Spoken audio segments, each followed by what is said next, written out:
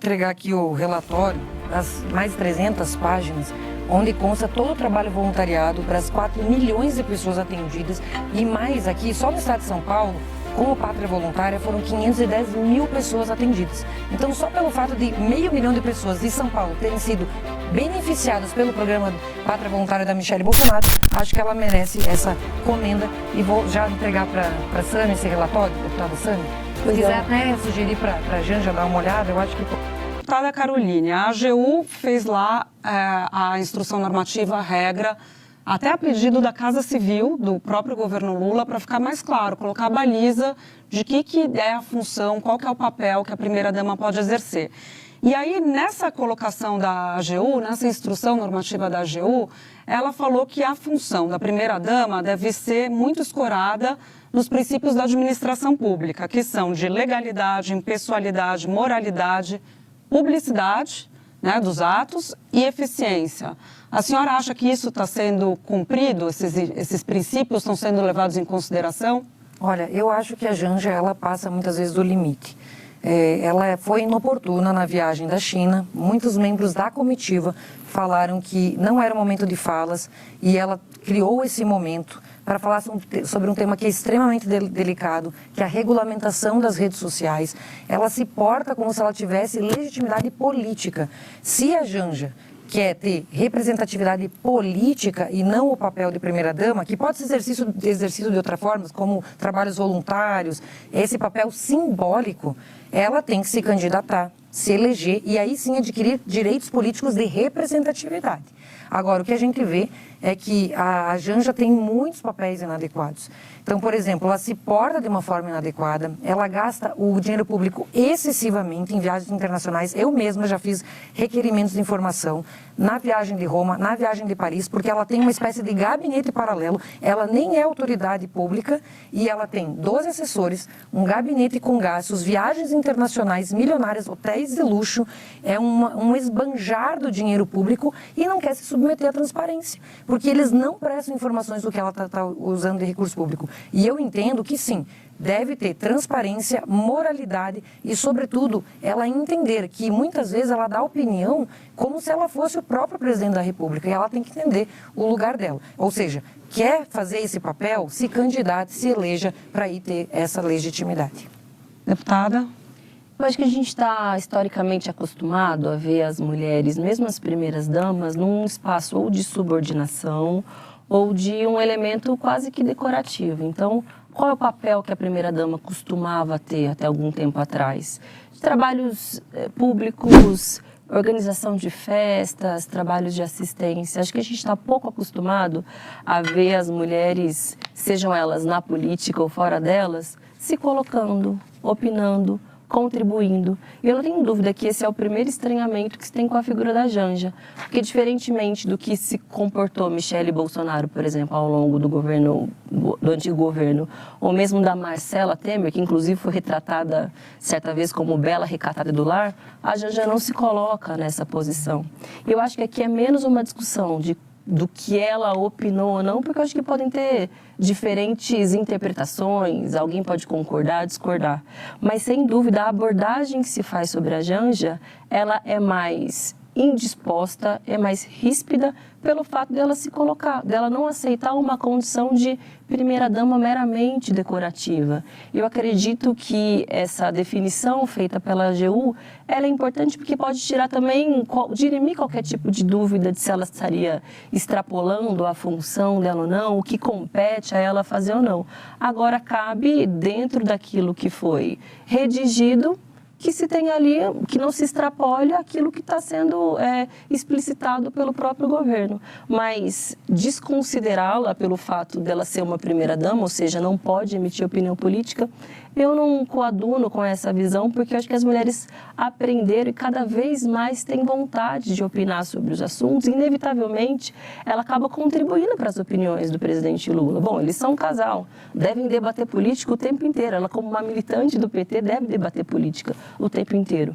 eu acho que isso é natural. Gente, eu quero contrapor isso aqui, porque esse papel que eu tenho em mãos é justamente essa instrução normativa da AGU.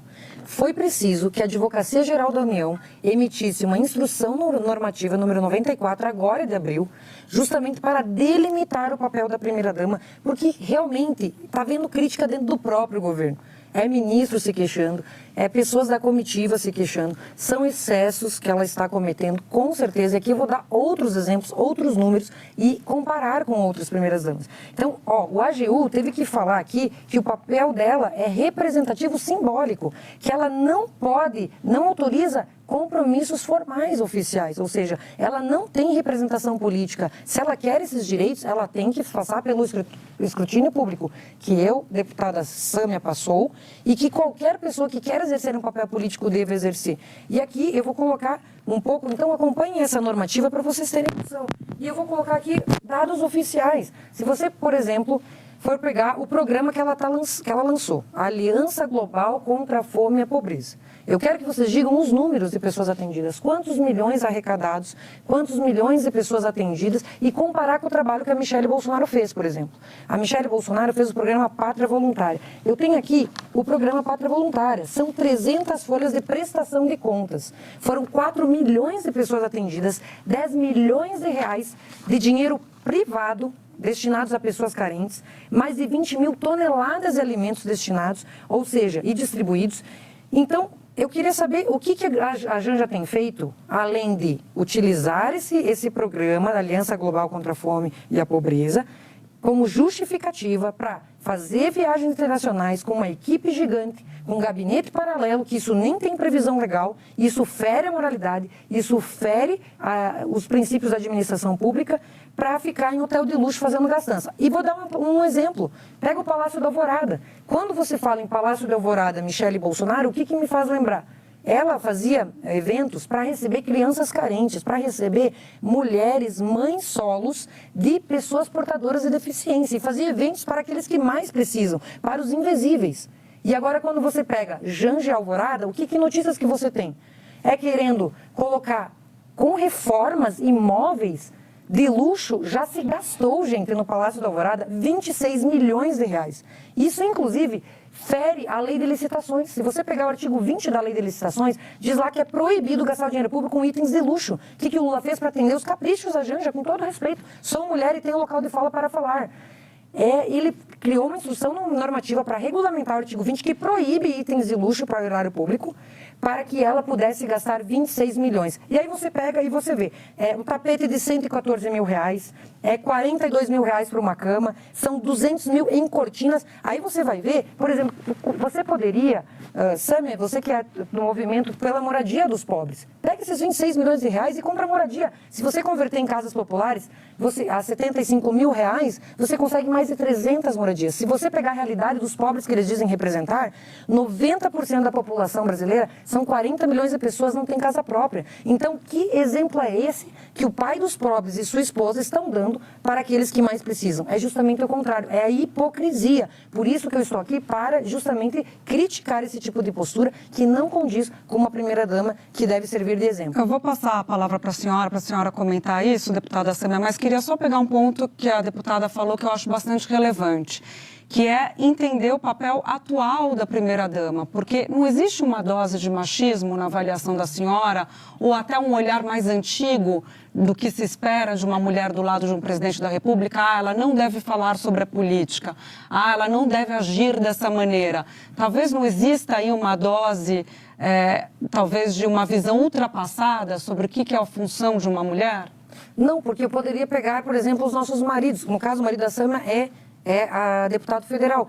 Eu poderia, em vez de eu usar a tribuna, chamar meu marido para usar a tribuna no meu lugar. Chamar meu marido para atender no meu gabinete. Isso é ilegal, isso não tem previsão legal. A pessoa precisa saber as regras de etiqueta, regras de sociedade, regras de civilidade. Quem elegeu a pessoa para exercer o papel elegeu o presidente, não elegeu a primeira-dama. Se ela quer ter esses direitos, ela pode ter. Está aberto, está livre para todos. Mas ela tem que passar pelo sistema normal, que qualquer um de nós passou. Aliás, eu até faço convite para Janja. Janja, se candidatem. Você tem plenas condições de se eleger e assim poder exercer esse papel. Mas está ficando feio. Tem gente dentro do próprio governo reclamando. Ela interfere na reunião com ministros. Ela quer mandar mais que o Lula. Isso é vergonhoso. Ela não foi eleita para isso. Ela tem que saber o papel dela. E isso não se trata de machismo, isso se trata de saber o seu papel. As regras são claras. A AGU precisou editar uma medida para colocar limite, porque realmente a coisa saiu do controle.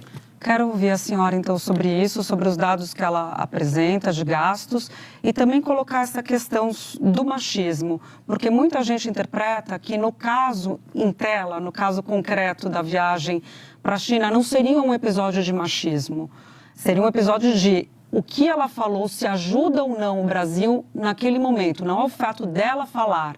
Então, essa discussão sobre se escorar num eventual machismo, mas com a realidade de não ter o cargo político para falar, como é que a senhora enxerga?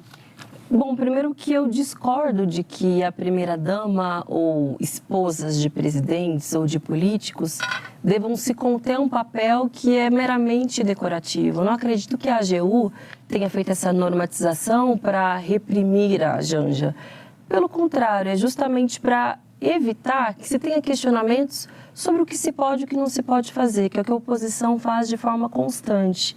E eu vejo uma contradição forte nesse questionamento à Janja, porque é tão evidente que hoje, por exemplo, o PL do Jair Bolsonaro busca catapultar a figura da Michelle, muito provavelmente como um novo nome presidenciável. A gente sabe que essa discussão vem sendo feita.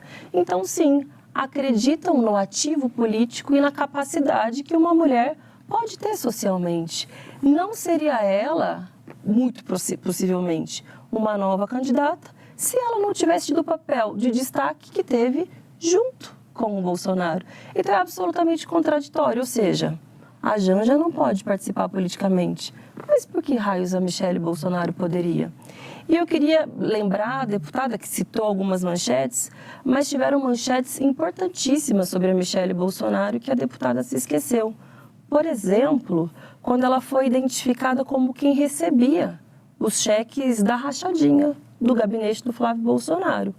Ou então, quando o Mauro Cid sacava dinheiro na boca do caixa para pagar o cartão, os gastos esbanjados da senhora Michelle Bolsonaro. Ou mesmo quando ela se silenciou, porque poderia ter feito uma reprimenda pública às declarações do Bolsonaro, quando ele criticou, chamou a esposa do ex-presidente da França, Macron, de feia, ou quando ele tratou das meninas venezuelanas aqui em Brasília como se fosse, pintou um clima. Assisti uma entrevista da Janja esses dias que disse, quando meu marido faz declarações machistas, debato com ele. Ela se diferenciou e cobrou ele publicamente. A Michelle, muito pelo contrário, se colocou na posição de bela recatada do lar, nunca se diferenciou do Bolsonaro e, ao contrário, reforça o machismo. Então, existe uma contradição. O problema talvez seja que os bolsonaristas não aceitem que as mulheres não são mais submissas, que se querem se colocar na política. E aí dizem, bom, que se candidate. Estimulam muito que as mulheres sejam candidatas, mas é fundamental respeitar as regras que garantem mais possibilidade para as mulheres serem candidatas. Porque na primeira oportunidade, votam um projeto que anistia os partidos políticos, por exemplo, que não cumpriram com a cota de tempo de TV e de financiamento de candidaturas femininas. Fraudam, colocam candidatas laranjas. Bom, vá lá, a mulher se candidate, mas na hora que é para garantir as condições reais de disputa, de fato, não vão até as últimas consequências. Então, é um discurso contraditório e também um discurso oportunista. Mas as mulheres aprenderam a se colocar e, apesar disso, estão indo além, estão galgando seus espaços e cobrando, inclusive, uma fiscalização para que essas leis possam ser, de fato, garantidas para a nossa participação política. Esses dados que a deputada trouxe, a senhora quer comentar sobre a transparência, gastos, etc.? Eu vi uma daquelas checagens de fatos feita pelo jornal Estadão a respeito desses gastos que os bolsonaristas apresentam da primeira-dama Janja, de que eles calculam os gastos de toda a comitiva do Lula, de todos os eventos, inclusive de reformas estruturais do Palácio, como se fossem gastos individuais da Janja, e não como se dissessem respeito ao modelo como o governo funciona. Isso, no meu ponto de vista, também é uma lógica machista. Afinal de contas, se está gastando, se tem estrutura, se tem reforma, quem seria se não uma primeira-dama? Ora, isso é uma política de governo.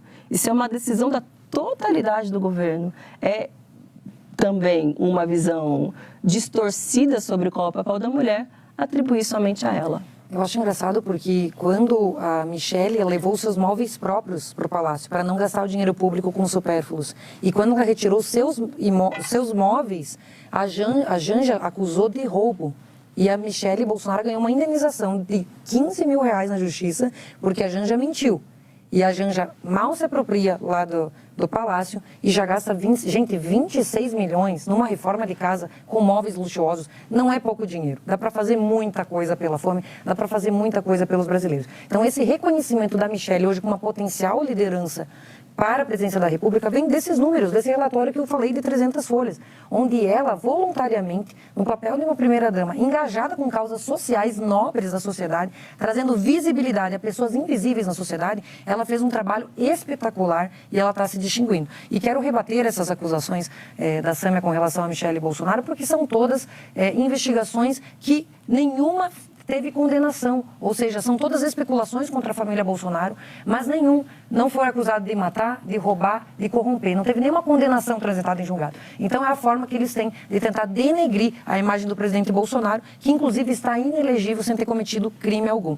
Ou seja, é a perseguição pelo fato de ser de direita. Mas as mulheres têm o reconhecimento, ao contrário do que diz a deputada Sâmia. Eu, por exemplo, sou líder da minoria.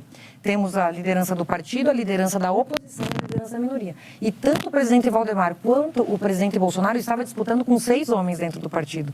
Fizeram questão que fosse uma mulher. Ou seja, eu me sinto extremamente valorizada dentro do meu partido, um partido conservador. Eu sou a deputada mais votada da história de Santa Catarina, com uma pauta conservadora, ou seja, e a maioria dos meus eleitores, segundo estatísticas, são homens. Ou seja, eles votam em mim não pelo fato de eu ser mulher, mas pelas ideias que eu defendo. É por isso que a gente eu não percebo esse tipo de discriminação, porque eu me dou respeito e eu acabo recebendo esse respeito em troca. Tanto que nunca sofri qualquer tipo de violência política contra a mulher, como muitas falam, porque justamente eu me imponho respeito e assim sou respeitada. A senhora citou a sua trajetória, né, para até contrapor a ideia de que há machismo, mas no caso de Michelle Bolsonaro, o que a credenciaria para disputar uma eleição, além do fato de que o entorno do próprio ex-presidente diz que ela suaviza a imagem dele por ser mulher? Olha, eu acho que o que credencia Michelle Bolsonaro é a postura dela como mulher. Primeiro, que ela sabia o local dela como primeira-dama, como outras primeiras damas. E aqui quero falar até da própria ex-mulher do presidente Lula. Ela tinha um papel, uma postura também mais reservada, mais discreta e também fazia trabalhos voluntários, como outras primeiras-damas que a gente viu ao longo da história. Então, a Michelle, a partir do momento que ela assume um programa de voluntariado, o maior programa de voluntariado do Brasil, consegue ajudar 4 milhões de pessoas, consegue arrecadar mais de 10 milhões de reais de recursos privados para fazer essas políticas públicas voluntárias. No caso, ela faz uma grande mobilização e se destaca por esse trabalho, inclusive das pessoas com doenças raras, com deficiência, e isso ela é vista hoje como um modelo e como um exemplo nessa luta para dar visibilidade a pessoas que antes não eram respeitadas e valorizadas. Então, acho que isso a credenciou. Foi o seu gesto, foi a sua postura, enfim, tanto que as pesquisas estão aí demonstrando. E eu acredito que é um resultado que ela mesma construiu na sua trajetória e hoje é presidente do partido do PL Mulher e tem um movimento gigante de milhares de mulheres que estão se engajando voluntariamente na política. Queria pegar um exemplo com a senhora, deputada Sâmia, do Chile, da namorada, então namorada em 2022, do presidente chileno, o Boric, porque quando ela assume, ela é uma cientista social, quando ela assume essa função de primeira-dama, né, se é que a gente pode falar assim, mas quando ele assume a presidência, ela vem como a companheira dele, ela foi muito criticada no início, porque se teria ali uma estrutura, como tem no Brasil, como tem em outros lugares, para atender essa função de primeira-dama. E as feministas do Chile acharam um absurdo aquilo. Mas como assim? Você não tem a sua carreira? Como é que vai assumir uma estrutura dessa? E ela veio a público depois dizer que abria mão dessa função. Que ela disse que achava que não pode haver cargos no Estado que tenham a ver com parentesco do presidente ou de ninguém. Temos que criar uma instância que seja transparente, com base no mérito e nas carreiras de serviço público. Como quem diz, as pessoas que estudaram para isso são mais bem treinadas do que eu para tratar desses assuntos.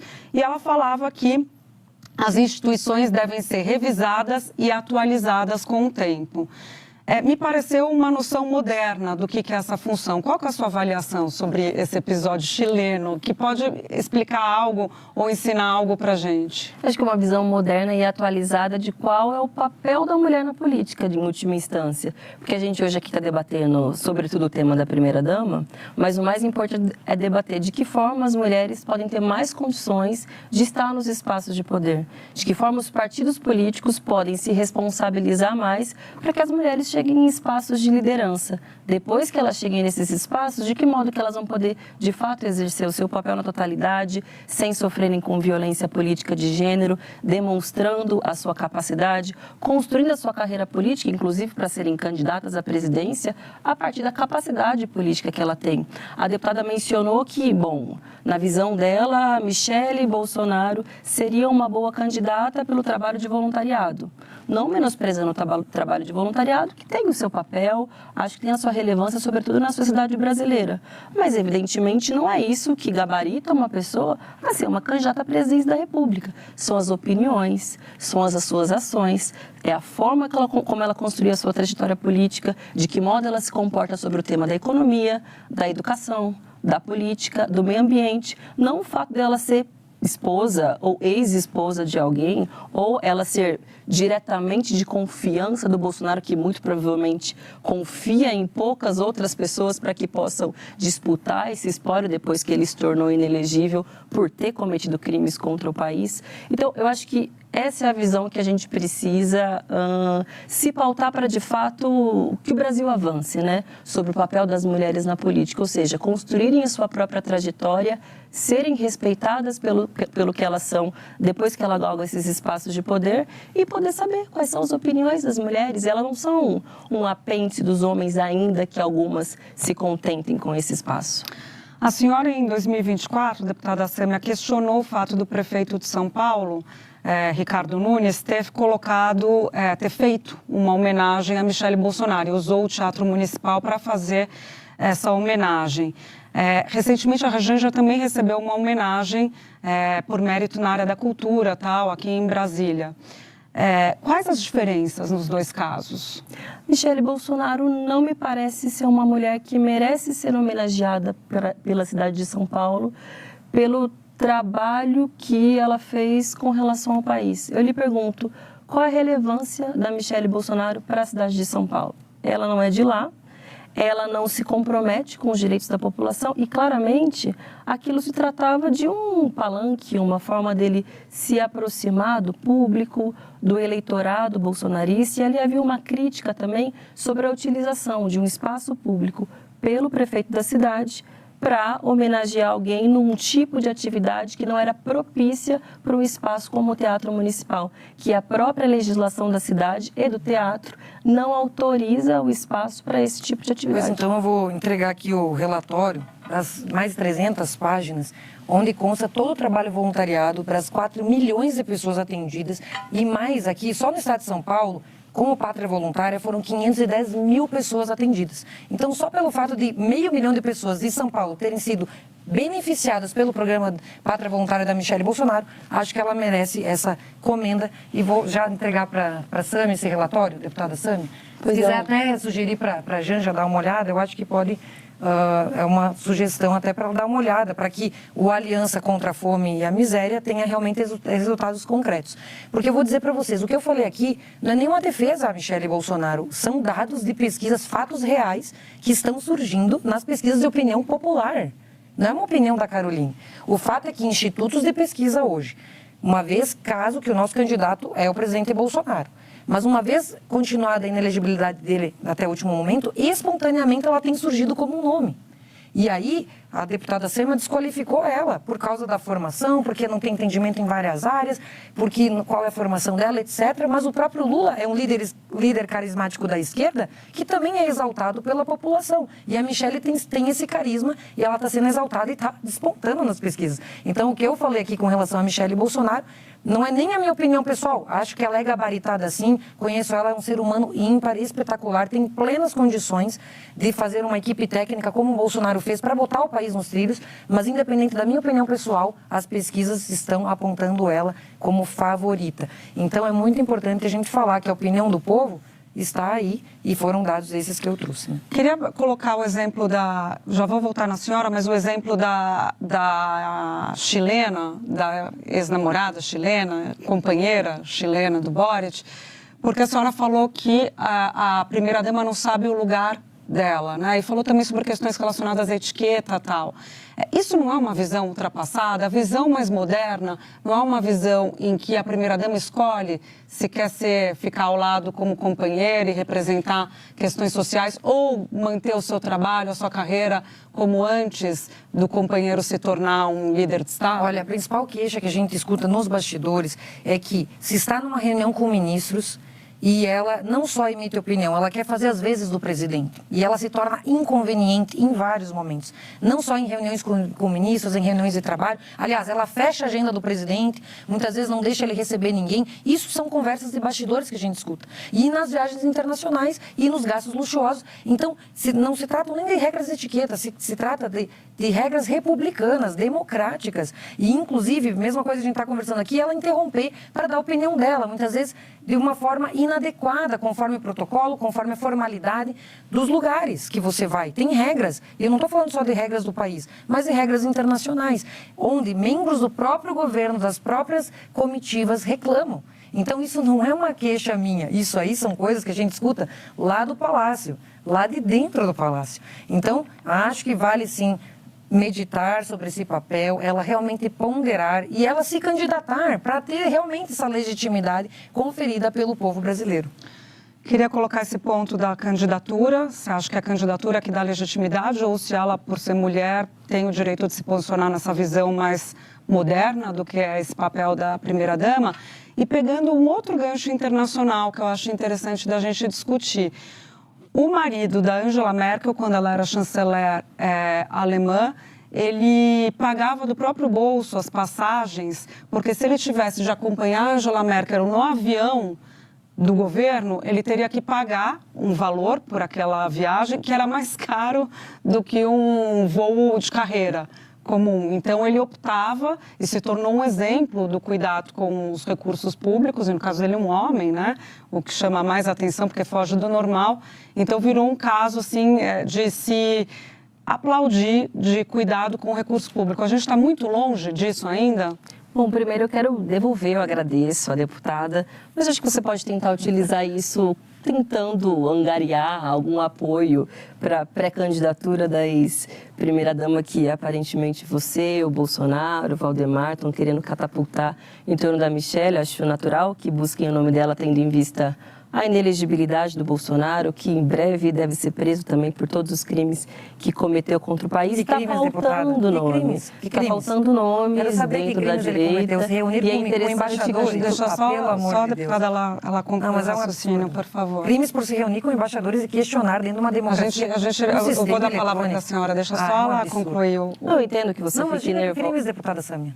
Eu entendo que você fique nervosa diante do fato de que seu de que seu presidente não vai poder ser candidato, de que vai ser preso, de que o Brasil finalmente vai ter uma justiça feita, afinal de contas, alguém que tenta dar um golpe de Estado, que é um dos principais operadores para atentar contra as nossas liberdades democráticas, merece ter a devida responsabilização e esse dia vai chegar em breve. A senhora não precisa ficar nervosa e eu espero que a senhora utilize todos esses argumentos, a justificativa de que supostamente não houve crime, a senhora tem a oportunidade de fazer isso na Justiça, junto ao Supremo Tribunal Federal, e não comigo, porque a minha senhora não vai convencer. Eu acho que ele deve ser preso, deve ser responsabilizado por tudo que ele fez e eu tenho certeza que isso vai acontecer. Então, utilize todo esse calhamaço para tentar convencer os seus colegas que não sei se estão muito convencidos de que deve ser a Michelle Bolsonaro não, mas isso vocês se resolvem. Mas, tentando responder um pouco a pergunta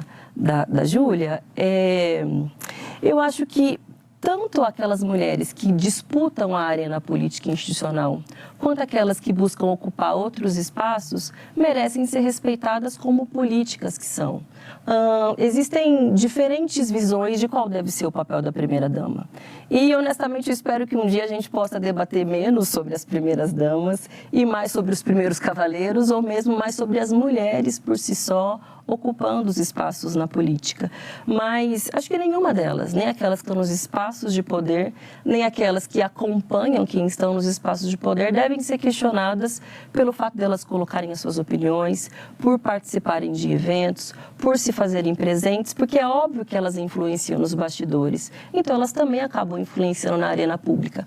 Claro, há momento para dizer determinado tema, a forma de colocar determinado tema, e isso todos nós concordamos. Mas eu também não tenho a menor dúvida de que a crítica recai com mais intensidade sobre as mulheres. Porque se fossem homens que indevidamente, ou a partir de um julgamento de que é indevido, colocassem as suas opiniões, sem dúvida o tratamento seria diferente, a cobrança seria menor, o preconceito seria menor e não haveria um estranhamento, mas sim uma naturalização, porque é aquilo que se espera de um homem.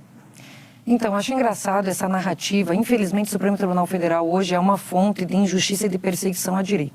Agora a gente vê esquerdistas que tiveram assaltos à bomba, assaltos a bancos, sequestraram embaixadores, cometeram crimes de homicídio, foram anistiados de forma ampla, geral e restrita, tenham a pachorra de vir ser contra uma anistia a pessoas desarmadas, que não tinham comando, que não tinha qualquer tentativa de golpe de Estado, que estavam numa manifestação que redundou em dano ao erário público, um crime de dano praticamente, seja convertido nessa narrativa fantasiosa que está culminando num vexame internacional para o judiciário, do qual, inclusive, acreditamos que virão sanções dos Estados Unidos a esses absurdos, a essa ditadura da toga que a gente está vivendo, e a Samia aqui não conseguiu dizer um crime que o Bolsonaro cometeu para estar inelegível. Ou seja, isso mostra a máquina de perseguição que a gente está vivendo hoje no Brasil.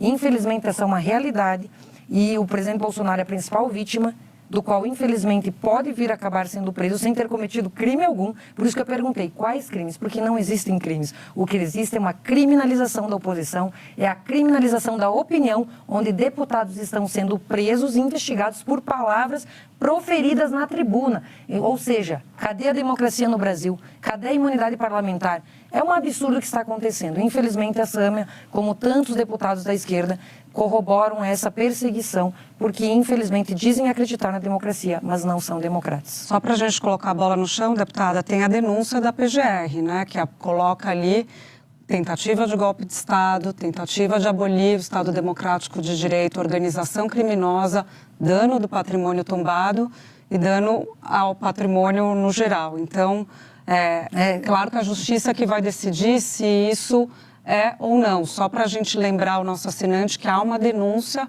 por parte da Procuradoria-Geral da República imputando ao ex-presidente esses 5 crimes. Com certeza, sem prova nenhuma de que haveria esse golpe de Estado. Não passa de uma narrativa, infelizmente, que está caindo cada dia mais essa narrativa e está causando um vexame internacional ao judiciário brasileiro. Mas isso em outra instância a gente pode discutir também. Mas o que me chamou a atenção é que você e vocês bolsonaristas se esqueceram nas últimas semanas da Débora, que foi a moça que pichou a estátua com batom, das supostas senhoras que estavam desavisadas andando ali pelo Palácio dos Três Poderes e foram presas injustamente, porque quando tiveram a oportunidade para propor uma semi-anistia, no caso do Ramagem, colocaram vários outros corréus. Se esqueceram da Débora, se esqueceram da senhorinha, se esqueceram das mães de família. Se lembraram de quem? Do núcleo golpista, do Bolsonaro, do Braga Neto, do general Heleno. Eu acho que isso é importante porque revela para a população brasileira quais são as reais intenções. Você tá falando Utilizam as ação, figuras sabe? femininas para gerar comoção, para dizer que teve uma perseguição injusta, mas na primeira oportunidade que conseguiram avançar, e que depois obviamente foi derrubado pelo Supremo Tribunal Federal com uma sustação de ação penal, se esqueceram das demais, que respondem ao mesmo inquérito no Supremo. E o que querem, na verdade, é tentar reabilitar os poderes políticos, a possibilidade de disputar a eleição do Bolsonaro e livrar todos os demais golpistas. E, sinceramente, é um desrespeito profundo com todos aqueles que lutaram pela democratização do país, redemocratização, serem minimamente comparados com essa turma. É um desrespeito com Rubens Paiva, desrespeito com Marighella, com Eunice Paiva, com todos os demais que se organizaram e lutaram de todas as formas para garantir a nossa democracia. A democracia é essa deputada, que me permite ser deputada, que te permite ser deputada, nos autoriza a ter opiniões divergentes, autoriza a liberdade de imprensa. E eu acho extremamente lamentável que uma parlamentar que está no modelo democrático, repudia o modelo democrático e tenha a coragem de, ao vivo, na televisão, dizer que um golpe de Estado pode ser minimizado, que pessoas que tentam dar um golpe de Estado não devem ser responsabilizadas. Ao contrário, devem, e nós vamos seguir lutando por isso. Golpe de Estado, esse estado de exceção que a gente sabe. Eu aqui vou no dar Brasil. 30 segundos mais para cada uma para a gente finalizar. Por favor, deputada Carolina de É um Tônia. absurdo ouvir isso da deputada Sâmia, porque nós não vivemos mais numa democracia, nós estamos tendo perseguição, sim. Quem delimitou esses agentes que foram votados no plenário não fomos nós, foi o próprio PGE. Nós estamos lutando diariamente pela anistia para que a gente possa ter justiça para essas pessoas. E os primeiros a quererem calar a direita são os deputados de esquerda, que não aceitam democracia, que não aceitam a existência de deputados da direita. Então, uma grande hipocrisia o que a gente está ouvindo aqui, isso não é verdade, porque senão eles estariam se levantando contra a ditadura da toga, que está hoje no Supremo Tribunal Federal, calando e acabando com a imunidade parlamentar. Bom, já que a gente está falando de mulheres na política, eu queria lembrar a Melinha Teles, Helenira Rezende e tantas outras mulheres, como Eunice Paiva, que foram fundamentais no processo de redemocratização, lembrar daquelas que ainda hoje seguem lutando para a manutenção da democracia e que lutam para que mais mulheres estejam nos espaços de poder, para que sejam respeitadas nos espaços de poder. Eu acho que a democracia é um valor fundamental, mulheres na política respeitadas no seu exercício do poder também é fundamental e também por isso que o senhor Jair Bolsonaro deve ser responsabilizado.